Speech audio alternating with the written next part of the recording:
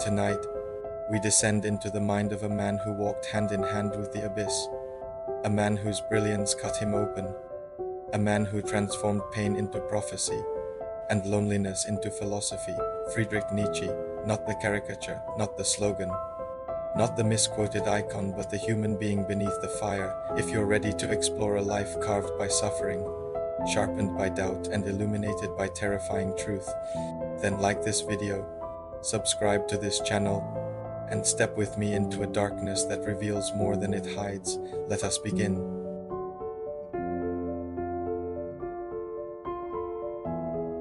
The story of Nietzsche does not begin with thunder.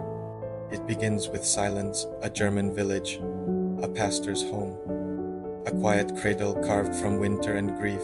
Friedrich was born into an atmosphere where sorrow lived in the walls. His father, gentle, devout, beloved, was a man whose mind dissolved before the boy could truly know him. Brain disease, paralysis, agony. Friedrich was 4 when the coffin closed, 5 when his little brother followed. The world around him, once fragile, became unbearable. He learned early that life does not ask permission to break you, and perhaps this is where his philosophy began, not in books, not in schools, but in the echo of a household too quiet for a child to endure. A home of women grieving, a mother stretched thin by faith, a grandmother who prayed instead of speaking, aunts whose gentleness hid the tremor of loss. Friedrich grew up surrounded by silence, but it was not peace. It was pressure, the kind of silence in which a mind turns inward, questioning everything, even itself. At school he was brilliant, alarmingly brilliant, but detached, distant, often lost in thought. He stared at the world with eyes too observant, too analytical, too ancient for a child. One teacher wrote, "The boy understands tragedy as if he has lived a lifetime," and perhaps he had. Loss ages you faster than years ever could. He studied music, and in the quiet hours of chronic migraines he composed not cheerful pieces, but melodies heavy with longing. Even as a youth, Nietzsche wrote like a wounded adult. He suspected something most children never consider, that suffering is not an accident, it is a structure. A truth, a law. As his body grew, it betrayed him constantly, blinding headaches, violent nausea, muscular pain that twisted his posture. Doctors misunderstood him. Family worried. But Nietzsche observed his own illness as if it were a separate creature living inside his ribs. He wrote in a notebook at 14, "Pain is a tyrant." Yet I learned from him more than from any teacher. Most children flee from suffering. Nietzsche studied it. He traced it.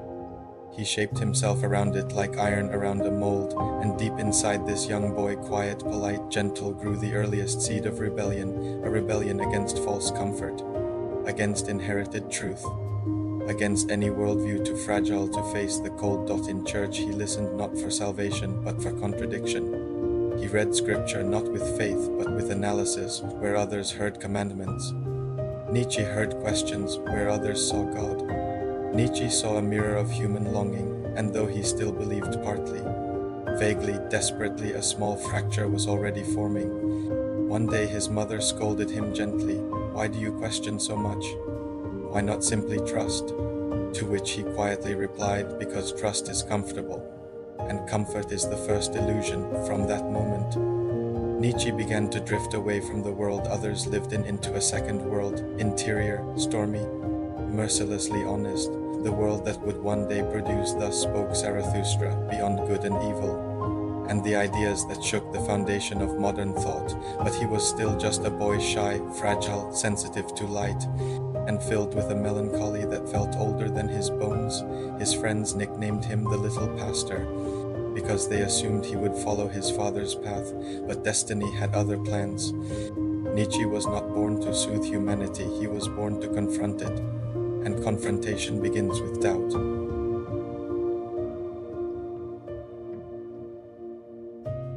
There comes a moment in every thinking life when the world splits, when certainty fractures, when the sky itself begins to fall. For Nietzsche, that moment arrived early. Long before he wrote the words "God is dead," long before the philosophers blamed him, the priests condemned him, and the world misquoted him into myth. The truth is simpler and far more tragic. Nietzsche did not kill God, he watched him fade. Slowly, painfully, like a father dying all over again. As Nietzsche entered adulthood, He stepped into an intellectual landscape rotting with contradictions. Europe preached faith yet lived by power. It spoke of morality yet hid violence under ceremony. It worshipped stability yet built empires out of greed, and Nietzsche saw everything. He had the mind of a surgeon. He cut through illusions as if they were diseased tissue. He dissected culture, religion, and self-deception with precision that terrified even his peers. At T24, he became a professor, the youngest in Basel's history. Students admired him. Colleagues feared him. He possessed that rare, dangerous clarity that makes others uneasy. And inside his notebooks he wrote, "I fear we are preserving illusions not because they are true, but because we are too weak for the truth."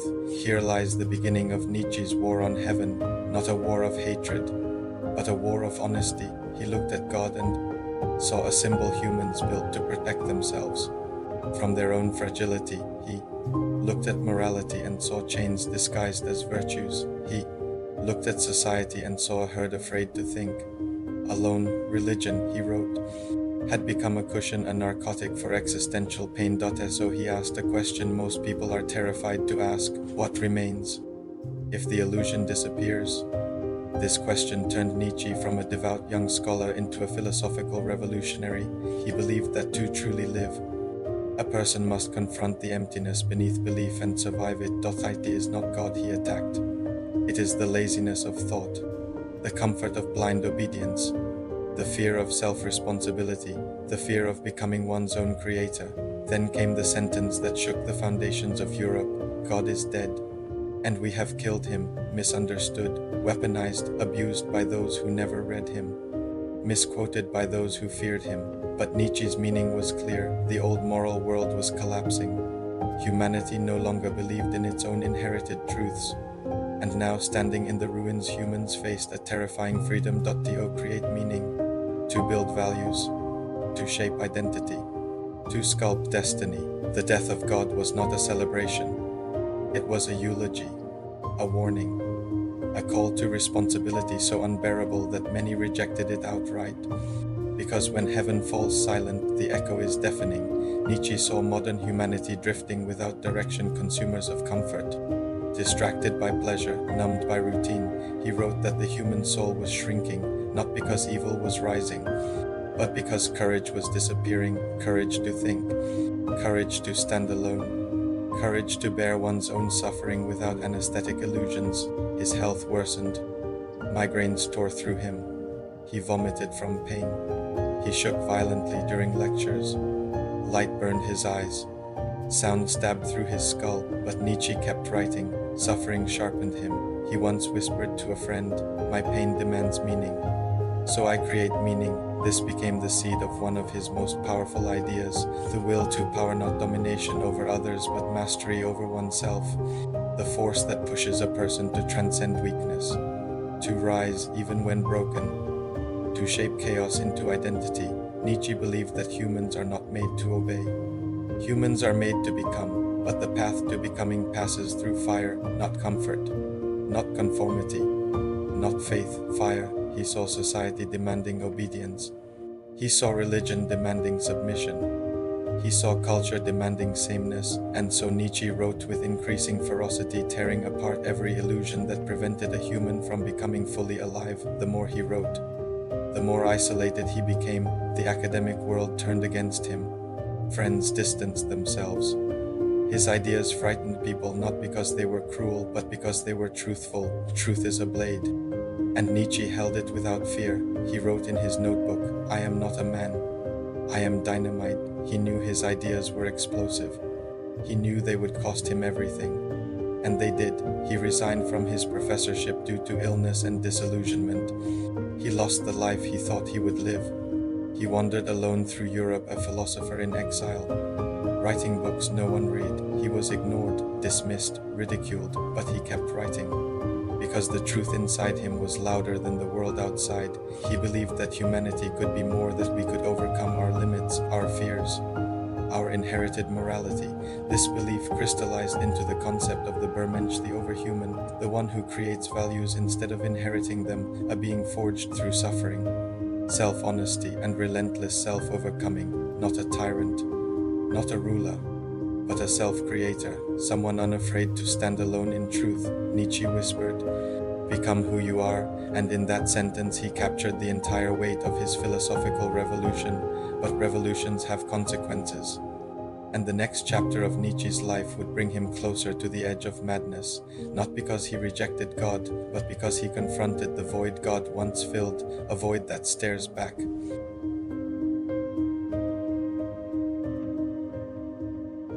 The human mind is a cathedral, a structure built slowly, stone by stone, thought by thought, and when it collapses, it never falls quietly. Nietzsche's collapse began not with madness, but with clarity too sharp for the world and a loneliness too heavy for any one soul to bear. His notebooks grew darker, his handwriting more frantic. His sentences, once precise as scalpels, began stretching into visions, prophecies. Poetic delirium, he wrote, "He who fights monsters must take care that he himself does not become one." But Nietzsche wasn't fighting external monsters anymore. He was fighting the monsters inside his skull: illness, isolation, insomnia, and the crushing awareness that the world had rejected his truth. By this time he had written the gay science, Zarathustra, Beyond Good and Evil, and the genealogy of morals, books that would one day redefine philosophy, art, psychology, literature. But in his lifetime, almost no one read them. Publishers returned his manuscripts. Sales hovered near zero. Reviewers mocked him. Academics dismissed him. He wrote in a letter, "I am not merely lonely. I am alone in an era that does not yet exist." Imagine it, a man writing for a future he would never see. A man speaking to a humanity not yet born. A mind centuries ahead and punished for it. His body deteriorated faster. He suffered migraines that blurred vision, spasms that left him trembling, nausea so violent he sometimes collapsed on the floor. His world narrowed into a battleground between the brilliance of his thoughts and the brutality of his pain. He became hypersensitive to sound. The closing of a door struck like thunder. Light stabbed through his skull. He ate almost nothing. He slept in fragments. Every hour felt like a lifetime. His friends, those few who remained, begged him to rest. But Nietzsche whispered, "I do not want rest. Rest would silence the burning inside me." He wandered through Italy, Switzerland, France, a nomad philosopher with no home, no partner, no steady income, no audience, only the companionship of his feverish thoughts. And then came Lou, a brilliant young intellectual, fearless, magnetic, independent. Nietzsche admired her deeply. Perhaps he loved her. Perhaps he loved the freedom she represented. But Lou did not return his affection. She respected him but refused to be captured by him, or by anyone. Her rejection shattered him. Not because he felt entitled to her love, Nietzsche was never that man, but because she awakened a part of him that had been starved since childhood, the longing to be understood. He wrote after she left, "The loneliness of my soul has opened its mouth and devoured me whole. The world closed in." His mind frayed. Reality blurred. During his final years of lucidity, his writings transformed completely. Gone was the scholar. Gone was the careful architect of ideas. In his place emerged a prophet speaking in storms, in visions, in riddles sharp as arrows. His style fractured into poetry, into thunder, into flame. He signed some letters Zarathustra, others Dionysus, others still the crucified. He was unraveling, but this unraveling was not chaotic, it was tragically beautiful, like a temple collapsing in perfect symmetry. Like flames dancing across a cathedral ceiling just before the roof gives way. In early January 1889, the break finally came. Torino, a street. A horse, a man beating the animal violently. Nietzsche rushed forward, threw his arms around the creature's neck and collapsed, sobbing. He whispered, "Do not hurt him. Do not hurt this gentle soul." Witnesses carried him home. But the Nietzsche who awoke afterward was no longer the same man.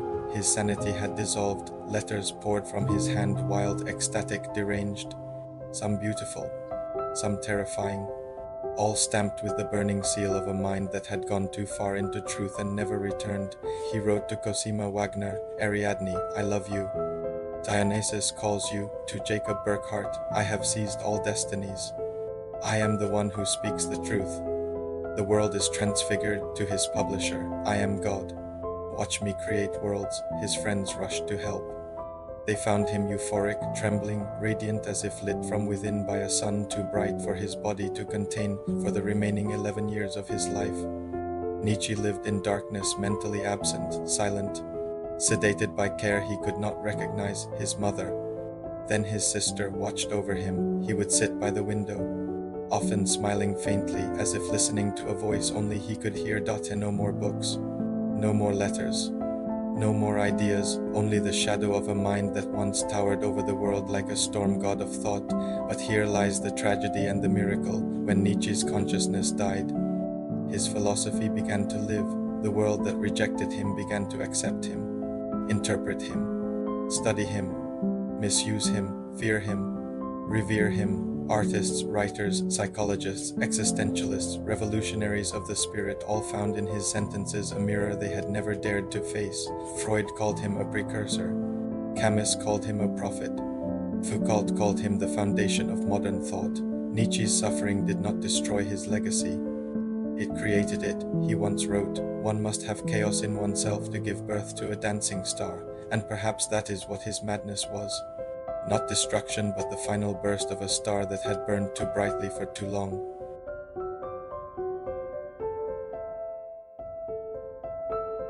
There are moments in a man's life when the world becomes unbearably quiet, when the silence does not comfort but tightens, wrapping around the skull like iron bands, pressing until the borders between self and shadow begin to blur.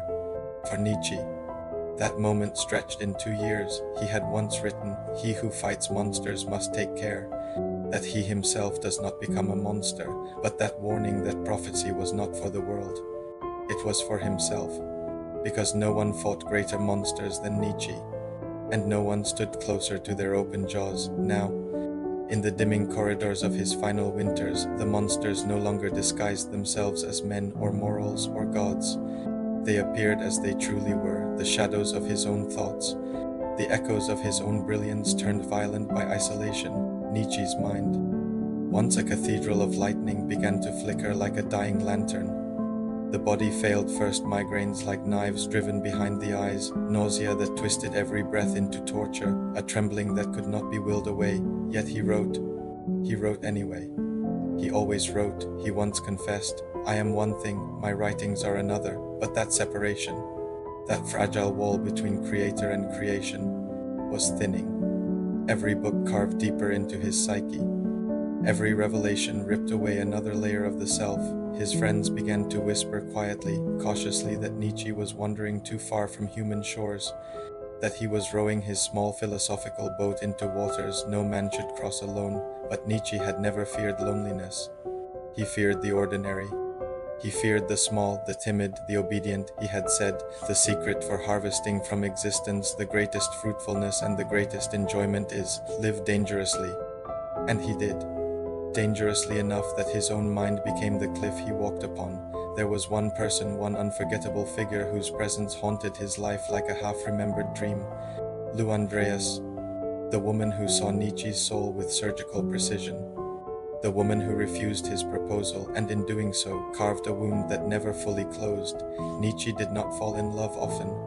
He fell in ideas, in visions, in worlds. But Lou was a world he could not understand, and that terrified him. He would later write in despair, "What is done out of love always takes place beyond good and evil," and yet the rejection festered. It sharpened the loneliness. It darkened the nights.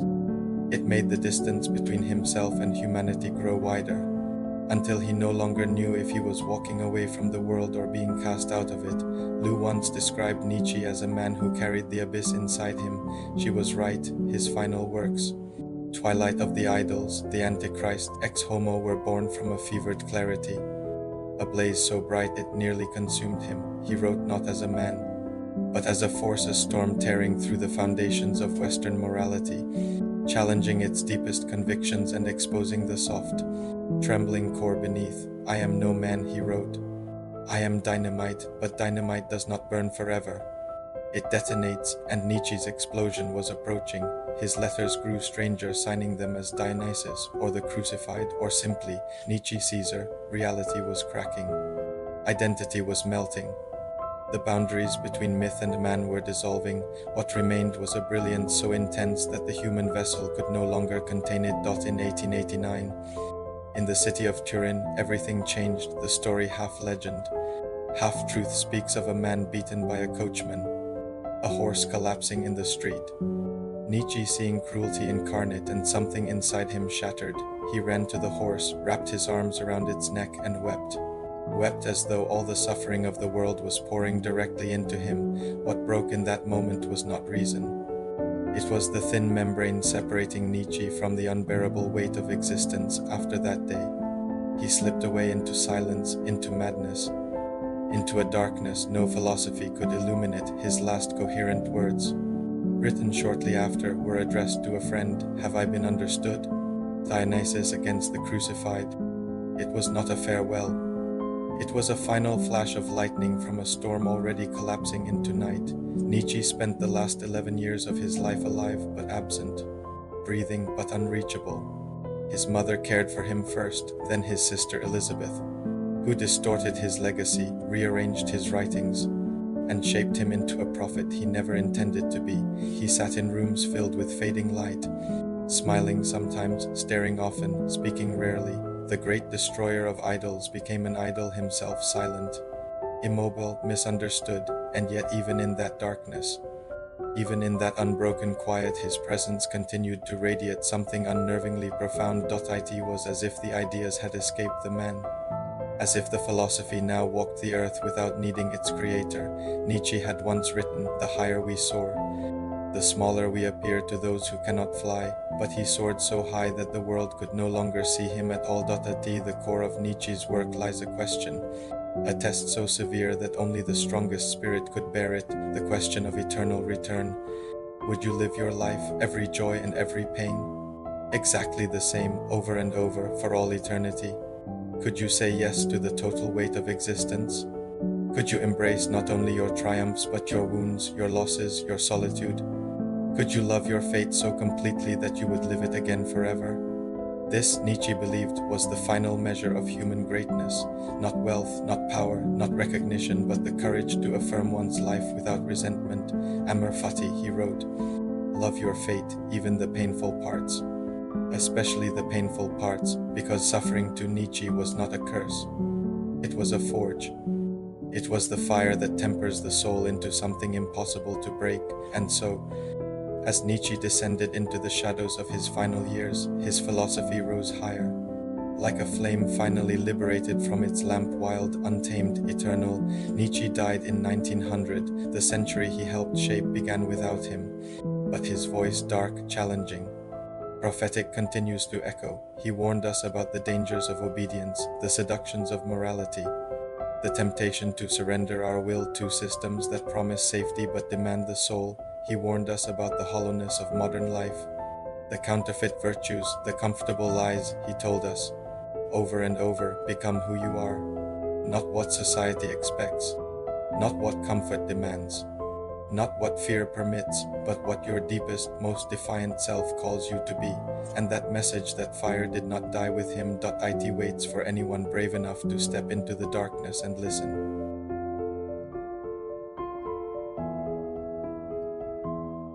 And now, as we stand at the threshold of Nietzsche's final silence, the question remains not about him, but about us, because Nietzsche's life was not merely a biography. It was a mirror, a challenge, a blade held calmly to the throat of our complacency. He did not ask us to worship him. He did not ask us to agree with him. He asked only this: will you dare to confront yourself? Will you dare to examine your beliefs, your fears, your fragile comforts? Will you search for the places where you bend, where you remain silent, where you allow the world to choose your path for you? Because Nietzsche understood something terrifying. Most people do not live, they merely follow. They imitate. They drift toward the easiest shore. But the ones who step into the unknown, the ones who walk willingly into the storm, those are the ones who shape themselves. Those are the ones who break the chains of the world. He once wrote, "No one can build the bridge on which you must walk across the river of life. You must cross alone." This is the truth that consumed him. This is the truth that can awaken you. A whisper through time. Nietzsche's voice may have fallen into silence, But his ideas remained sharp enough to cut through the noise of our age when he spoke of the Bermensch. He was not describing a monster or a tyrant, but a human being who refuses to be small. A person who does not wait for permission to rise. When he declared that God is dead, he was not celebrating. He was warning that in the vacuum left behind, humanity must create meaning with its own trembling hands or collapse into despair. And when he embraced the eternal return, he gave us a test that echoes across centuries. Would you choose your life again? Would you repeat its pain, its struggles, its nights of questioning? If not, what must you change? Nietzsche cannot answer that for you. He is gone. The world he challenged has transformed, but the fire he carried, that unyielding flame of self-overcoming, still waits for anyone bold enough to reach for it. This channel, this work and soap, before you step away from this story, before the screen fades and the room grows quiet again. I ask something simple but not small. If this journey into Nietzsche's shadow moved you, challenged you, made you think, made you feel, then help this work continue. Like this video, subscribe to this channel, share it with someone who still hears the call of the dark philosophical path. Your support is not just a gesture, it is the oxygen that keeps this project breathing. It is what allows stories like this, voices like this, to rise above the noise and reach others who are searching, questioning, wondering. Every click, every share, every subscription keeps the flame alive. The final word Nietzsche once wrote, "Become who you are." Simple words, terrifying words, words that demand a lifetime. As you leave this story tonight, carry them with you. Let them unsettle you. Let them reshape you. Let them ignite something inside you that refuses to die quietly. And remember, strength is not found in comfort. Truth is not found in safety. And the self, the true self, is born only in the places most people fear to look. Thank you for walking this dark road. Thank you for allowing Nietzsche's voice to speak once more. And if you wish to continue exploring these shadows, you know what to do. Like, subscribe, stay, because the next journey is already waiting in the dark.